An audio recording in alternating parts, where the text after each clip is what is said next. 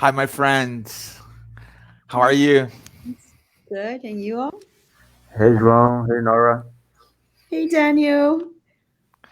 So, guys, before we start, as I have just explained on our previous study, my internet connection is not great today. So I can to hear my friends here in a much more clear way. I need to keep my camera close, but I'm hearing them really, really, really fine. And in this way, they can hear me better as well. We are here for our our fifth study of this amazing book, William Stephen. We're really enjoying everything that we are taking from the book. It's a very um, inspirational book. It's very emotional. And we have loads of interesting things to talk about tonight. Before we start, as always, our friend Nora will bring us some prayer, and then we can get much more calmer and then get more focus and start properly talking about the book. Okay. All right, friends. Gonna ask this evening, dear Mother Mary, we're asking you for inspiration.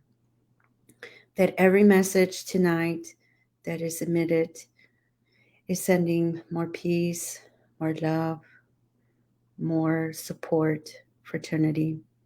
We ask that with your beautiful maternal arms, you hug all of our brothers and sisters right now that are needing an embrace, that are needing hope, that have lost everything. But love, your love, dear Mother, Divine Mother, is blessed. We ask for that. And as we're studying tonight, we're sending just loads and loads of this love. Let's say a prayer. A Hail Mary, full of grace, the Lord is with thee. Blessed art thou among women, and blessed is the fruit of thy womb, Jesus. Holy Mary, Mother of God, pray for us sinners now and at the hour of our death. And we hold on to you, Mother Mary, with so much hope for all this beautiful planet. Thank you. And with that, we ask permission to begin. So it is. Beautiful, beautiful. Thank you so much, dear. Thank you. Tonight we're starting chapter 4, which is called On the Road to Joppa. It's a very interesting part of the book. It's worth saying that we're starting to enter a couple of very crucial moments in the book. So it's very important for us to pay attention in those parts because they will lead us and they will have a couple of important parts in the future chapters. So, what is happening now is very important for what will happen in those next chapters. So we are, and the chapter starts exactly this way. We are in Old Jerusalem in a clear morning in the year 35 AD. The chapter begins with two, and they appear to be great friends, Sadak and Saul. They really like each other, and here, for the first time, we have a description of the eminent Saul of Tarsus, exactly that man that the Bible talks about to us. And Emmanuel is the author of the book. Emmanuel describes Saul as a young man around 30 years old of age, on his face full of virility and handsome manliness. His Jewish features stood out particularly in his deep, penetrating eyes, characteristic of indomitable and passionate temperaments, rich in intensity and resolve. That's how he's described. He was dressed in a patrician tunic. He preferred to speak Greek, which he had learned in his hometown in the company of his much loved teachers. It's really important for us to see who this man was because his personality will bring us much things to talk about. Here we have A very interesting conversation between them because Sadak tries to make fun of the changes Saul had been through when Saul stops him to say that he was still in the soul of the law, always desirous of submitting Rome and Athens to their own principles. This is really important because his love for the law will change everything. From this point of the book, they enter in a really important conversation, considering again the whole book. And Sadok saw that Saul had arrived there in a chariot. Uh, then he starts to make fun of him again. He said that that chariot was essential for Saul's visits to a flowered little house on the road to Joppa, and speaking Greek was required for conversations with a true descendant of Issachar born amid the flowers and marble of Corinth. Very interesting. Then Saul asked, "How did you find out about that?" In a huge, Saul got really, really surprised. Sadak said that Saul's sister had told him. And Saul's sister's name was Delilah. This relationship that Saul was having with friends and family is really important for us to pay attention because this scenario will change a lot. Um, Saul was extremely cheerful as he told his friend that he was, in fact, in love with a young girl of his race who combined the gift of uncommon beauty with the highest treasures of the soul. Who is he talking about? Her devotion to home life was one of her holiest female attributes. He said that about 3 months ago, he had gone to a party that a man named Zechariah ben Hannah threw for some friends to celebrate the circumcision of his servant sons. He said, and Saul added here that the host, Zechariah, had emigrated from Corinth after many years of working in Achaia, after having become disheartened due the persecutions of which he had been the victim. We have heard this story.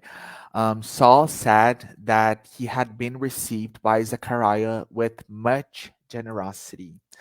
And at that party, he had met a girl named Abigail. This is very nice. He said that she was a tender heart, holder of the most beautiful moral virtues that could possibly adorn a daughter of their people. This is very nice. He said that in fact, she was ideal, and then he starts describing her. She was intelligent, versed in the law, and above all, sweet and affectionate. Saul said that she had been adopted by the couple as a dear daughter after having suffered bitterly in Corinth, where her father had been murdered and her brother enslaved for life. Again, we've been through this story. And then Saul told Sadak that he was planning to take Abigail to meet his family with his sister Delilah. He had already made a couple of plans. When Saul started talking about his plans with Abigail, Sadak interrupted him to ask about where did he stand regarding his ambitions for the post in the Sanhedrin. Saul explained that he had no complaints because the tribunal had given him very special duties for that time. He said that he had been promised a place of prominence in the administration of their people.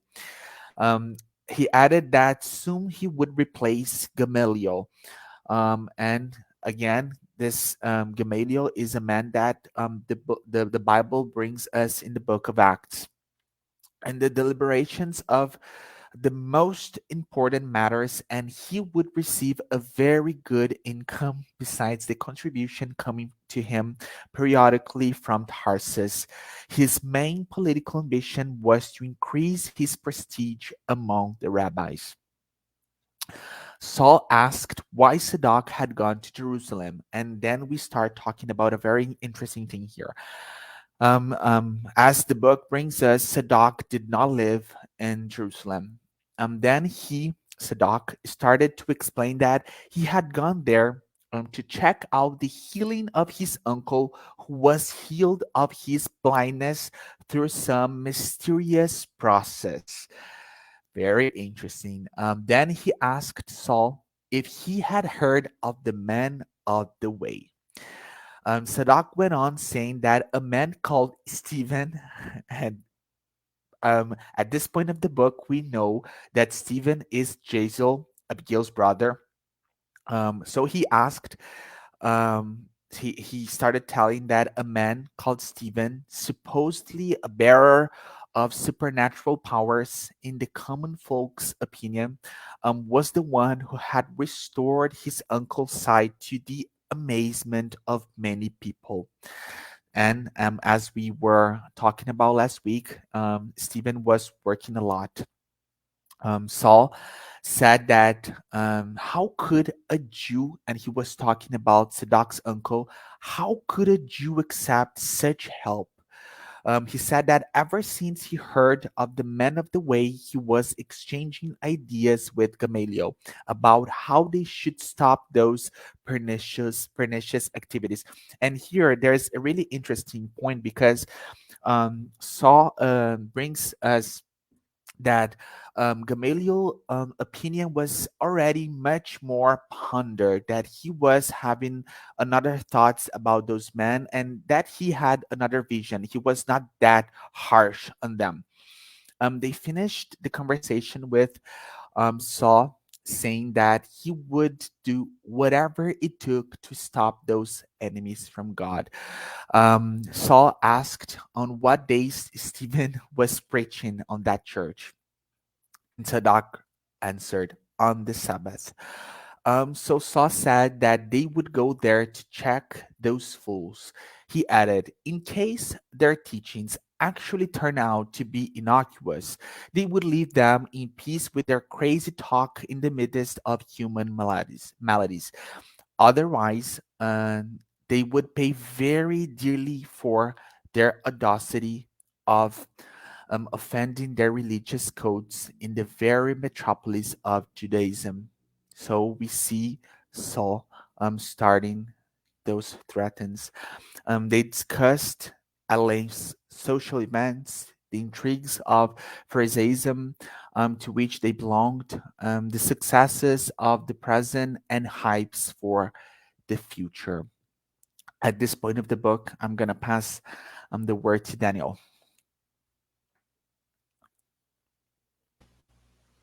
Thanks, João. So in this part, we will see that Zechariah, Abigail, and Ruth are living now in Joppa, uh, and they left Caesarea in Greece, crossing the Mediterranean Sea. It's nearly 40 miles, and they living in this city. I thought it was interesting to bring this information. Nowadays is an old port in Tel Aviv, in one of the oldest cities in the world. So Joppa was really uh, had a really hot uh, commerce at that time. It was so important. Um, then Zechariah, in this whole story, how they started living there, Zechariah was helped by some friends to get there. And first, he was helped by a Roman with an untold name. Probably this name is protected by the author for some reason. And Alexander, who helped him, especially in the, well suc- being a well succeeded merchant, seller of animals and vegetables, and alongside with the efforts of Abigail and Ruth, Zechariah could become financially independent in his own native land. And can you imagine how happy they are at this point? It was so much pain they could ever overcame. They lost their son, and they had a very dangerous travel, and very long travel also. They found Abigail, but they succeeded back to Israel, and there Abigail could recast her beauty. And although she had now a veil of subtle melancholy, so she was she got very sick, as we read in the past chapters, but she could now recast her beauty. But she had uh, this temper of melancholy and all the pain she was through, she have been through. And another friend of Zacharias, back in Achaia, would search for Giseon's whereabouts, and they were always expecting, especially Abigail, expecting this news about Giseo.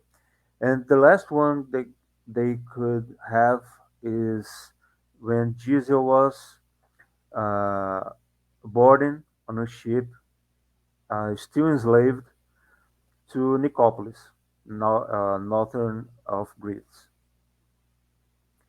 So next, the author describes Abigail's perspective over Saul and how much should like Giseo to know him. So Saul, as João already presented, is a strong-willed man, young man. He is wise, he's forceful, he's an expert in sacred texts, and he also has this wild temper. He's full of authority, he's rich, he's powerful, and yeah, this is the guy that Abigail is dealing with. So as Saul was riding the horses on his chariot, he was remembering his youth with his friends in this Greek sport, which was the chariot races. And he was imagining, we could picture this, he was feeling the wind, remembering his fun with friends, uh, and reaching the house of Zechariah, Ruth, and Abigail. Well, Abigail was there, lost in her reverie, thinking about how much she would love Jesus to know Saul, how much she's in love with Saul, and wondering about where Jesus could be and how he would be doing at that point. When Saul comes in full trot, so he comes very quickly in the house of Zechariah, and Zechariah all happy with that situation. He's living, he's well succeeded, and Abigail is um, in love with this, let's say, this successful young man. He's very attractive, and yeah, everything is so fine. Everything is going so good. So he greeted Saul at the house and took him inside and started a conversation with so much satisfaction. And a little later, when Saul is already alone with Abigail, they start to stroll around the house, and Saul notices that she is a bit sad. And when he asks uh, what is the reason, she gave this answer. It's like I found it so a bit amusing. It's like a girly puzzle. She said, "Oh, I don't know, but it's part of the romance." She's all so sweet. And fun apart, Abigail starts to explain. She's not that mysterious with him. She started to explain the reason of all her concerns. That melancholy she was feeling, she was expressing, and is mainly the how much she misses her brother and Jesus, and she starts to talk about Jesus and how good man he is, and the important role she he had in her life after her mom passed away under the Licinius' punishments. Now we see, let's say, a dangerous side of Saul. He reveals jealous of of her friend, of her brother, and asks, "Do you love him more than me?" What kind of sick question do you make to your girlfriend when she was talking about her brother, how important he is to her life, and how hurt he is, she was for losing contact with him in such a brutal way, like it happened. And he adds that he promises that he'll make use of all means he could to find Jesus. But it's interesting how he never holds back any impulse of controlling Abigail. He loves control. He loves to be powerful. He loves to be, that powerful man over having control over his girlfriend. And he says this sentence a bit sounds a bit harsh, I think. He says, "According to what you say, this man must be a saint." It's quite ironic, quite a harsh, but that's so. And I think so interesting. Abigail is like now a heroine from the romantic novels. She's sweet, she's so fragile.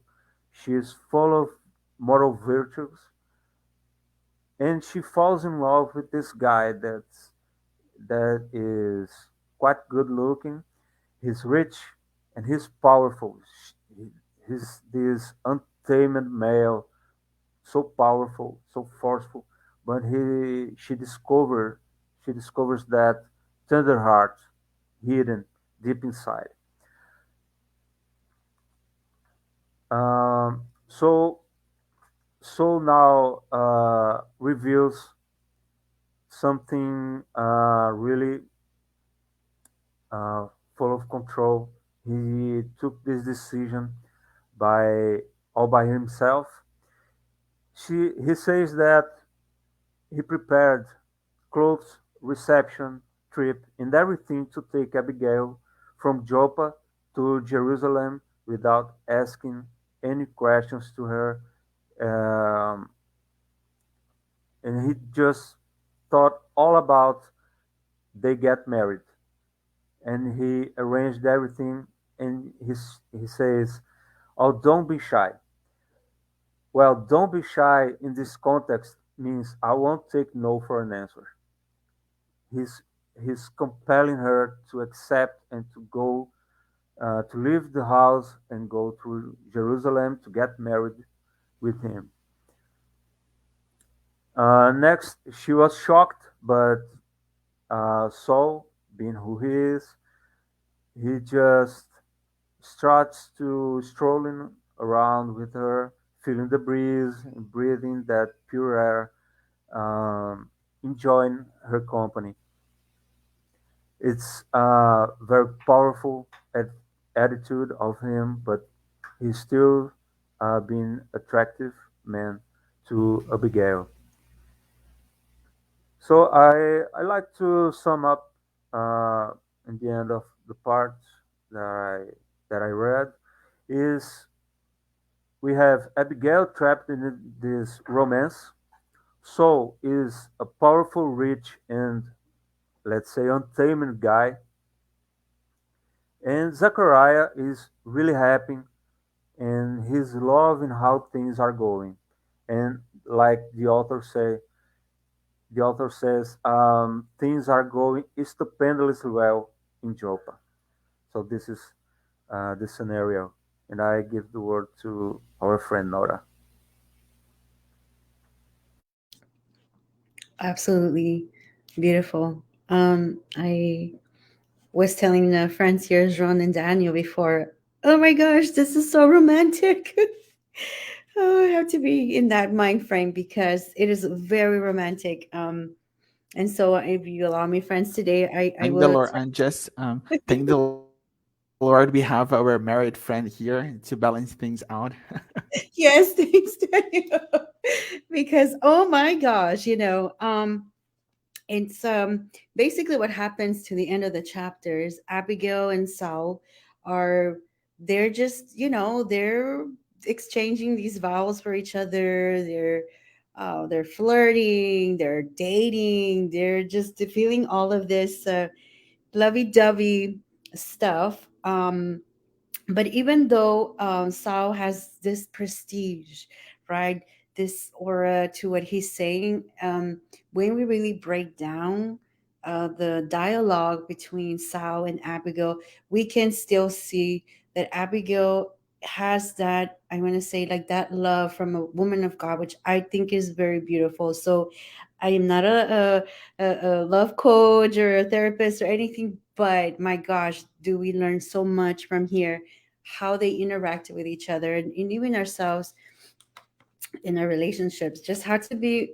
romantic, you know, with that sense of spirituality, which is always very, very beautiful, especially for us here, right? As we want to be better and just understand more of this. So let's break it down. So what we're gonna do, if we were in a classroom, I would actually be doing like a T chart, and I would put Sal's name on one side, and then we would put Abigail on the other, and we would just be writing stuff because it literally is like this. So, um, I'm not gonna call them red flags, but they're just things to for us to kind of be like, Here's one of the things that Saul says to Abigail. My father spoke to me about the home and its sweetness, and I waited for a woman who could understand me completely.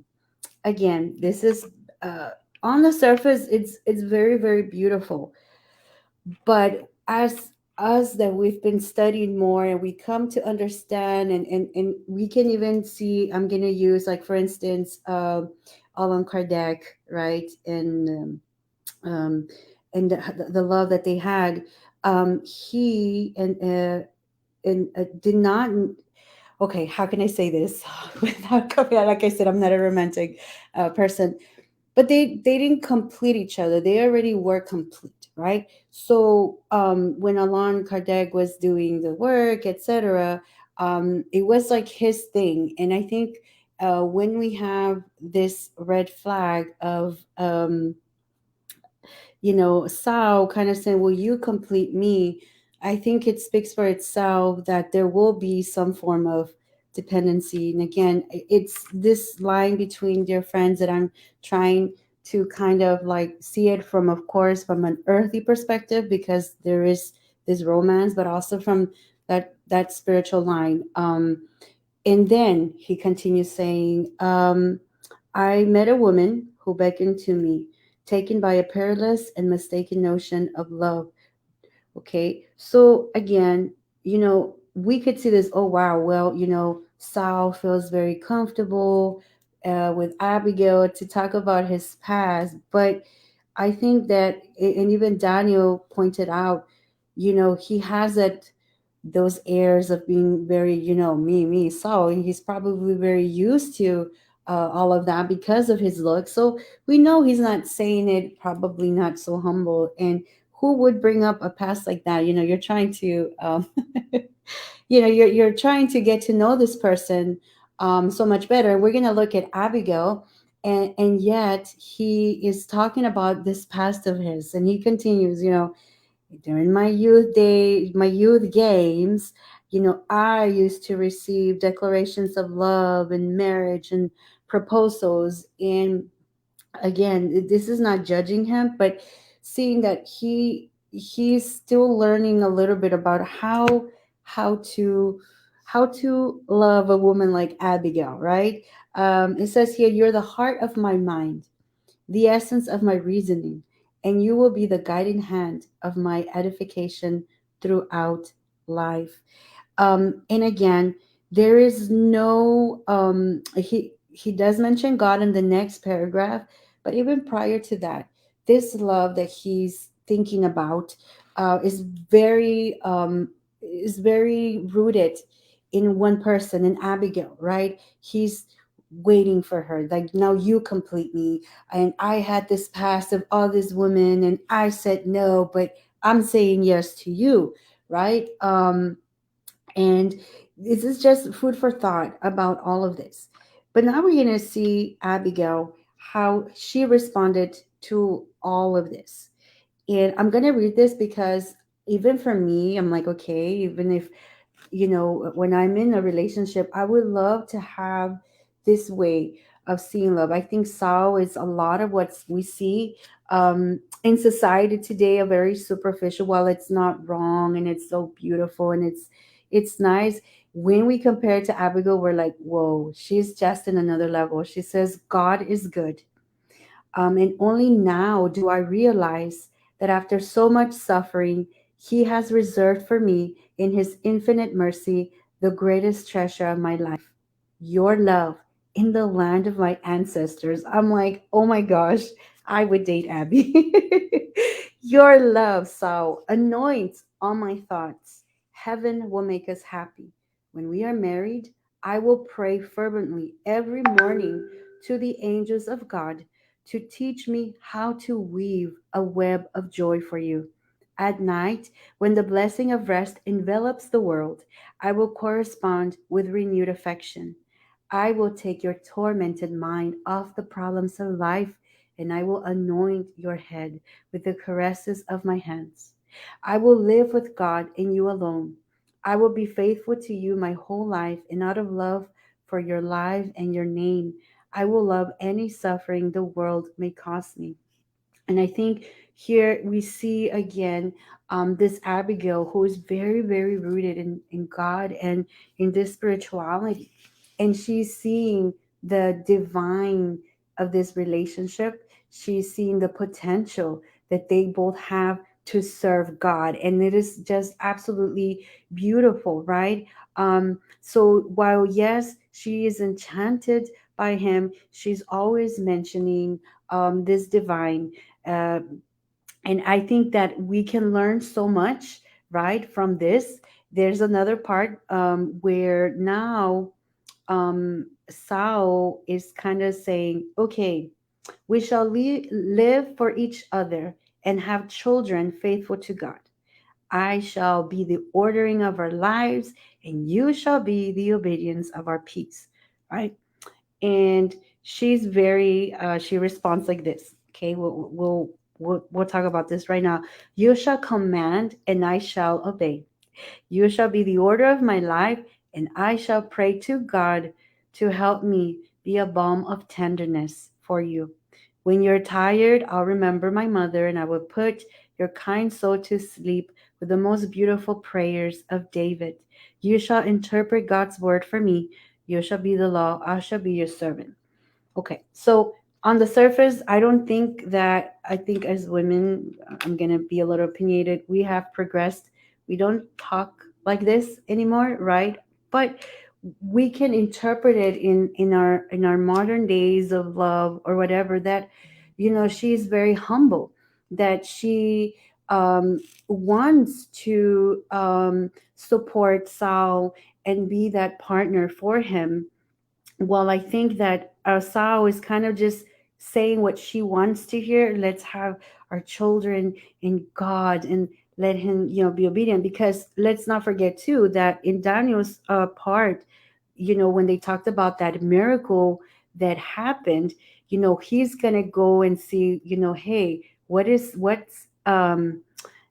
miracles is Stephen doing? He's going to go and research that, right? So we know that there's this little level of skepticism, not because in in this explanation, Emmanuel tells us that Sao does a lot of this for his mom's love. Okay, so he says here, Saul of Tarsus had experienced all the cravings of youthful impetuosity. He imagined situations of satisfied yearnings. However, obedient to his mother's love, he promised himself, right, he will never transgress. So yes, he was a good guy, right? But it was the mom that it was influencing. So, like, perhaps that in itself could hint to us too that he was very desperate, to say kind of like what Abigail wanted to hear. And he knows that she is very, very spiritual. Gosh, she's been mentioning God in their relationship this whole entire time. But this could also be in modern relationships, right? It doesn't mean it has to be with a man or a woman. It could be two males, two females, doesn't matter anymore. But these polarities, I think that we are learning from is for us to just invite ourselves, if we're in a relationship, to be like Abigail, to be more loving and try our best to incorporate this faith, and not say things, be genuine. Okay, I feel like Saul is still struggling with that. All right, so it says here that Abigail filled his heart, right? She was the mystic flower of his ideal, the soul who would understand his aspirations. And he just wished to draw closer and closer to her. And he felt like the butterflies in the stomach. He was just like, oh, Abigail, right? Which is really, really, really beautiful. But think about this. And this has happened to me too. Maybe I wish we were in a classroom because we could probably all open up. Sometimes when we love, we focus so much on the person without understanding that this person is not eternal. Again, I'm reading with the chapter, so I don't know what's the next chapter, but it's very interesting how he not once is really loving her as someone to come and compliment. He's just putting everything on her. And that could be, like Daniel said, a very controlling dynamic that could happen, right? Because we are all fluid. We are all here. One day we can go, some relationships stay, some relationships go. And so um to be loving towards someone, but to be very, very careful, understanding that we are in this journey and it is very difficult. Like I said, friends, I'm not very romantic, obviously. Um, it says here, in rapture with spiritual pleasure, they talked for a long time about love and everything that manifested, right? And then we have this interesting dialogue where he's again pushing, you know what, you're going to go to my house, are in 2 days. I'm going to return. Delilah's, my sister, she has everything ready. I already bought you these dresses. They're going to come and pick you up and we're going to get married. And Abigail was like, 6 months? Like, what? She didn't even have a say so. Um, and he's like, well, what's the problem? Right. And she's like, well, what about just Giselle, right? Or Stephen? He's my brother. I want him to be here. I want him to uh, understand this. And This is the way that he was described. Saul smiled slightly, okay? And he barely hid his disappointment. Do not worry about that. He says, first, let's just take care of my parents' approval, which is the most important thing. And there we go again, hinting to us about family. When I feel like when we are in a relationship, our family is important. And like Daniel said, she needed that support. Like, she's gone through this traumatic experience, and Sal was having a slight, I can say, difficulty supporting her. He was really more thinking about himself at this time. But we see the love again, where his love is about her and everything about her versus her seeing it the bigger picture in the long run. It says that Saul raised Abigail's hands to his lips and whispered the customary, faithful forever. So again, he's sealing the deal. But what's interesting here, before we open up for discussion, is that this chapter ends with the small chariot rolled along speedily under the moonlight in a cloud of dust. So again, we have these this idea of the moonlight, and even starting off here, we have nature being described to us, because this is like a love thing. But this cloud of dust, it's like foreshadowing, uh, even though it's moonlight and there's beautiful light, there's this blurriness that could come here, which could foreshadow to us some of the difficulties. And we know, right, that relationships, they are divine. They come together. Andre Luis talks a little bit about this. Even though we're, using the other literature, we know, like, I think in Love Goes On, everything in couples, they have like a purpose. So on one side, as a spiritist,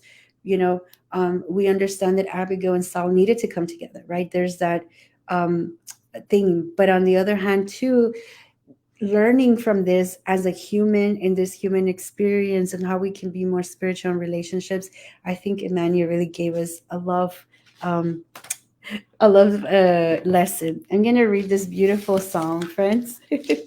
Trying to be romantic here, because he does mention David, and that she would imagine herself reading to him Psalm 18s.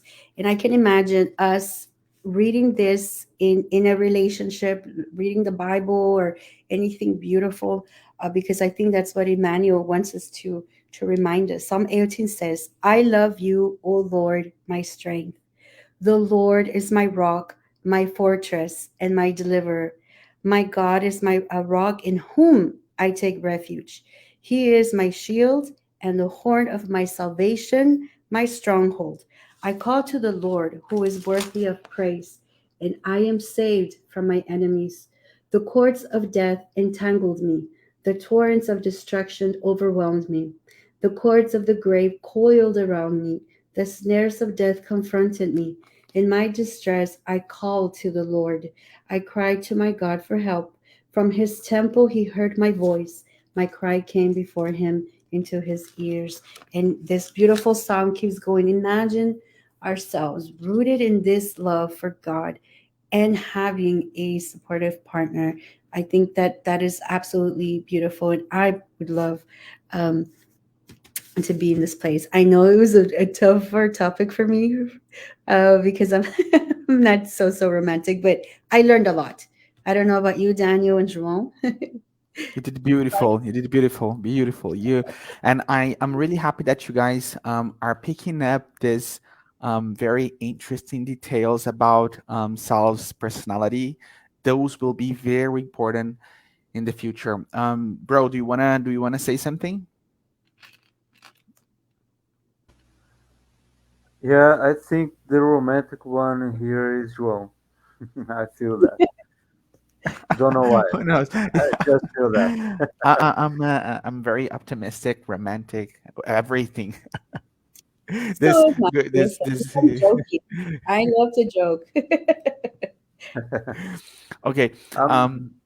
No, go ahead, bro. I make my considerations later. just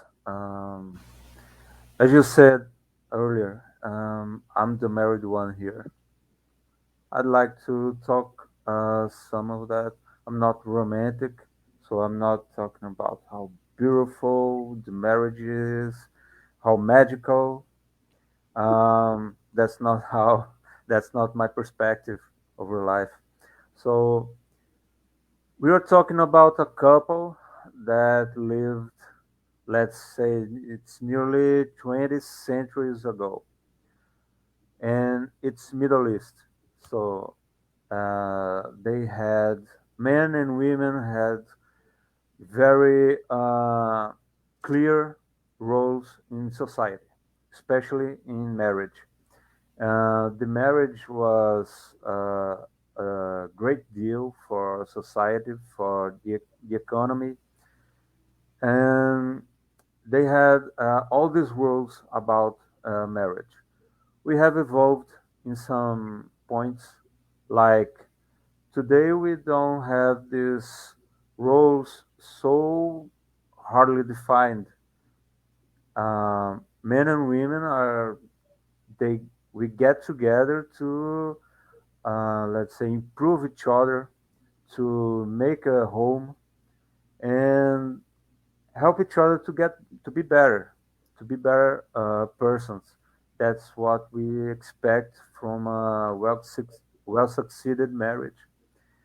Um, but also we lost uh, some some important parts, like these aspects, like how can I say, the marriage in the past were so stable, so the foundations were involved the society, involved religion, uh, deep deep concepts of everyone involved. But today we have the divorce as so much easier to have to accomplish, you know. And this is here and there. When if you talk to a friend about some difficulties in marriage, you will hear that, or you can divorce. It's so simple. You can split things and go uh, follow your way. And some things we lost, some things we evolved. I don't know if I was it was a bit longer than I wished, but this is what I wanted to bring. No, bro, you were great. Yeah. And I do think that bringing those historical data, it's very important because we cannot be anachronical when it comes to looking back 20 centuries, as you pointed out. And maybe when we acknowledge that we are looking 2000 years ago to a man and he has this amount of love, and he's talking like that about his future wife, maybe we can start to feel better about him, because when we place those speeches in 2022, they really look very sexist. They are against everything that feminism brings us. So they of course they will not be very welcome. And so I think that bringing this historical perspective is really really important, because we have seen, and Daniel is aware of that. I don't know if Nora has had that type of discussion there in the United States of America, but here in Brazil, um, uh, it's really common for us to hear that Kardec was full of prejudices, that he was a racist. So bringing this, yes, it's Is that really normal right? here. Is that mean? Yes, Oh, yes, wow. it's really normal here. So bringing this perspective that we are talking about years and years and years ago, that these psychograph books, they're trying to be very honest about that time. It really changes everything, and we can be more proportional and more just with the author. I have a couple of things to say, and as I've said before. Okay, go ahead, Just dear. real quick before, because you brought Kardec, and because Yeah. here I am using I to us here, Alan and Amelie, we still have this motto of women. They still need to be more, we're working on it. I feel like society as a Mhm. whole, from like Daniel and you brought up, right? But I still think that there's such a great example of already a relationship that is very sort of like independent. Like Amelie was the one that was actually supporting Yes. her dad and stuff like that, right? So anyway, that's all I wanted to say. Yes, yes, it's very important for us to bring all those perspectives because Spiritism is actually a very progressive Yeah. doctrine when it comes to overcoming all those racist thoughts. Because we do need to, and this is a very important issue, we do need to see and to be very clear about which are the doctrine principles and take them very apart from what Kardec or or anybody may have said as a man or a woman placed all those years in years ago. So we need to defer. Um, Now talking about a couple of things that you guys brought. So asking, I am not 100% sure if Daniel brought this or Nora when he was asking, "Do you love him?" Referring to Jazel, do you love him more than me?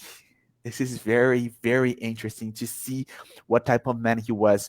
Because a very important tone in his personality for us to notice is his pride. Because he's very, very attached to his pride. At this point of the book, we see Saul that he's having a really different perspective about these two men in his mind. Jazel, this Jewish saint, and Stephen, this evil, liking to fool people man. So he has this two different men in his mind. He is starting to love one and he hates the other one. And at the end of the day, and at this point of the book, we know that they are the same person. When Nora was reading, we see a very different point of view from Saul and Abigail. Saul very preoccupied about the qualities that Abigail had, but we feel that it was regarding tradition, it was regarding culture, society, and Judaism. And he was very preoccupied about all that stuff. On the other hand, we see Abigail thinking that they would make a good couple, and Nora brought us this. They would make a good couple in terms of working for God. So we see this huge difference when it comes to how they both saw that relationship, and we see a huge difference when it comes to acknowledging those spirits and how evolved they were. We see that Abigail was a really evolved spirit that in everything that she touched and in every single thought she had spirituality as the most high paradigm in her life. This is very nice because we're gonna see how it turns out.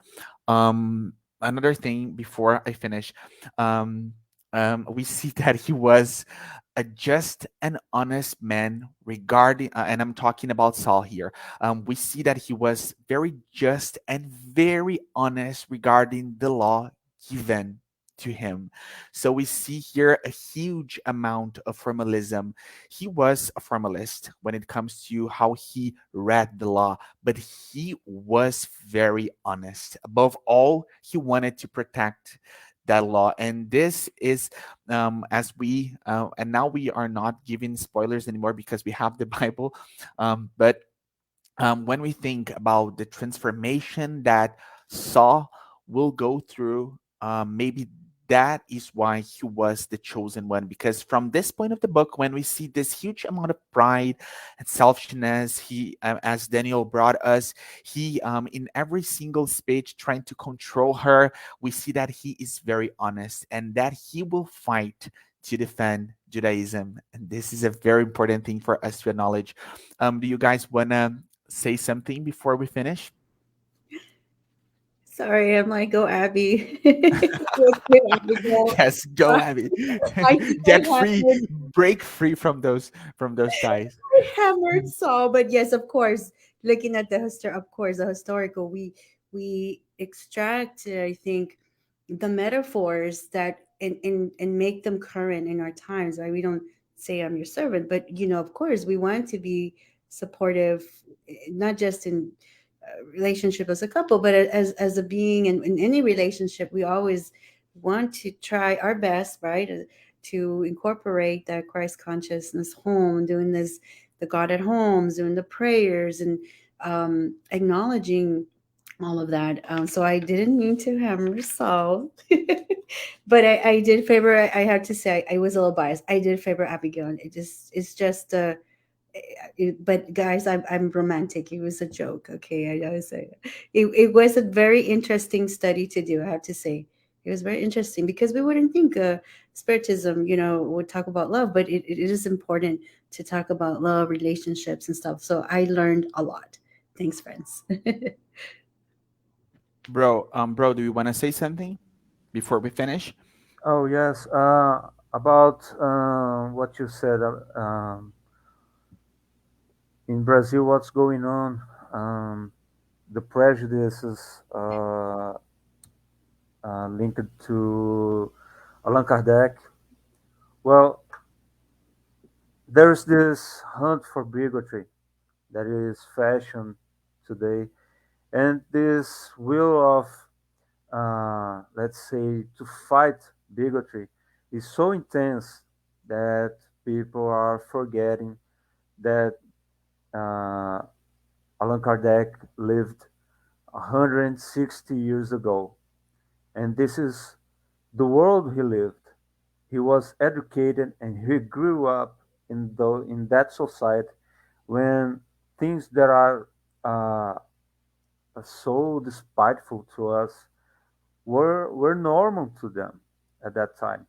We're just regular. We're the law, you know. And he, for instance, when he talks about slavery, there was slaves at that time. It was law, and nobody was being inhuman or being cruel. It was the rule, and he stood up and talked about slavery slavery in his books. So I'd like just to point that out. We have to consider, as usual, well said, we have to consider the years that these people in the books were living and how society was. And we actually have to feel good about it because we now uh, think this is bad and we don't accept it anymore. So this is evolving. This is progress. We've made progress. We have to be happy about it and not try to fight someone who lived in the past and gave this wonderful work and brought us this doctrine so wonderful that is changing lives around the world, especially in Brazil. Yes, beautiful. Thank you, And guys. yes, that thing that Daniel brought us is very, very true because we could spend the whole night here talking about upheavals that Spiritism brought, and we are talking about loads and loads of years ago. So it was a very progressive movement and doctrine. A very important thing for me here to say when we're talking about um, acknowledging and recognizing and considering the differences between times and how unfair it would be to look back with the mentality that we have today, we need to think that reasonableness, and I mean reasonableness linked to this proportionality meaning, this is a Christian principle. When we look back to the gospel and we see Jesus Christ talking about that widow that gave more than all those Pharisees because she gave everything that she had in that parable, Jesus, he is telling us that we need to be proportional. We can look to different situations and use the same type of measuring. We need to be proportional. And this is a Christian principle. So we need to acknowledge that. I'm very happy for being here with you guys. Very happy learning a lot with you guys. We have reached our time here, so we can go further. I want to thank you guys from the bottom of my heart. I think everybody that is here with us so far. I think everybody that is watching the releases that are coming later. Thank you guys so much. I see you guys next week. Do you guys want to say something quick before we start? We finish?